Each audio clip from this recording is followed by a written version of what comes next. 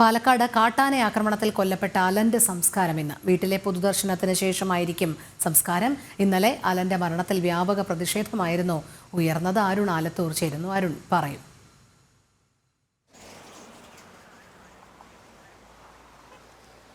അല്പസമയത്തിനകം തന്നെ പാലക്കാട് മുണ്ടൂരിൽ കാട്ടാന ആക്രമണത്തിൽ കഴിഞ്ഞ ദിവസം കൊല്ലപ്പെട്ട കയറങ്കോട് സ്വദേശിയായ അലൻ ജോസഫിൻ്റെ ഭൗതിക ശരീരം അലൻ്റെ വീട്ടിലേക്ക് എത്തിക്കും. തുടർന്ന് ഇവിടെ പൊതുദർശനം ഉണ്ടാവും. അതിനുശേഷം ഉച്ചയ്ക്ക് 1-ന് മൈലമ്പുള്ളി ചർച്ച് ഓഫ് ഗോഡ് ഇന്ത്യ പള്ളി സെമിത്തേരിയിലായിരിക്കും സംസ്കാര ചടങ്ങുകൾ നടക്കുക എന്നുള്ളതാണ്. സ്വകാര്യ ആശുപത്രിയിലെ മോർച്ചറിയിലാണ് മൃതദേഹം ഇന്നലെയൊക്കെ സൂക്ഷിച്ചിരുന്നത്. പ്രധാനമായിട്ടും ഈ വലിയ വ്യാപകമായിട്ടുള്ള പ്രതിഷേധമായിരുന്നു ഇന്നലെ ഈ സംഭവവുമായി ബന്ധപ്പെട്ട് ഉയർന്നത്. BJP DF ഓഫീസിലേക്ക് മാർച്ച് നടത്തുകയുണ്ടായി. അതുകൂടാതെ മുണ്ടൂരിൽ ഇന്നലെ ഹർത്താലായിരുന്നു.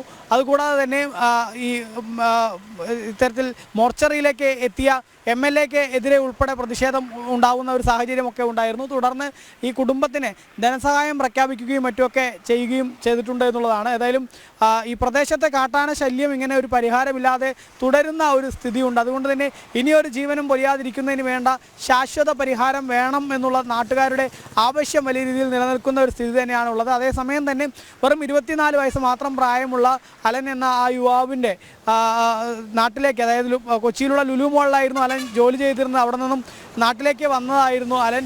തുടർന്ന് മിനിഞ്ഞാന്ന് വൈകിട്ട് 7 മണിയോടുകൂടെ, ഞായറാഴ്ച വൈകിട്ട് 7 മണിയോടുകൂടെ ബന്ധുവീട്ടിൽ പോയി തിരികെ വീട്ടിലേക്ക് പോകുന്നതിനിടയ്ക്കായിരുന്നു കാട്ടാന ആക്രമണത്തിൽ അലനും അലൻ്റെ അമ്മയ്ക്കും പരിക്കേറ്റത്. തുടർന്ന് അലൻ മരിക്കുകയായിരുന്നു. ഏതായാലും അലൻ്റെ ആ ഒരു വേർപാട് അത് നാട്ടുകാരെ ഒന്നടങ്കം വലിയ രീതിയിൽ ഞെട്ടിച്ചിട്ടുള്ളൊരു സംഭവമാണ് എന്നുള്ളതാണ്. മാത്രമല്ല ഇത്രയും ചെറുപ്പത്തിൽ ഒരാൾക്ക് കാട്ടാന ആക്രമണത്തിൽ ജീവൻ നഷ്ടമായി എന്നുള്ളത് തീർത്തും ഉൾക്കൊള്ളാൻ കഴിയാത്ത സ്ഥിതിയിലാണ് നാടൊന്നാകെ ഉള്ളത്. ഏതായാലും വീട്ടിലാണ് അല്പസമയത്തിനകം പൊതുദർശനം നടക്കുക. അതിനുശേഷം ഉച്ചയ്ക്ക് 1 മണിയോടുകൂടെ ആയിരിക്കും സംസ്കാരം ഉണ്ടാവുക. ശരി, അരുൺ ആലത്തൂറാണ് വിവരങ്ങൾ നൽകിയത്.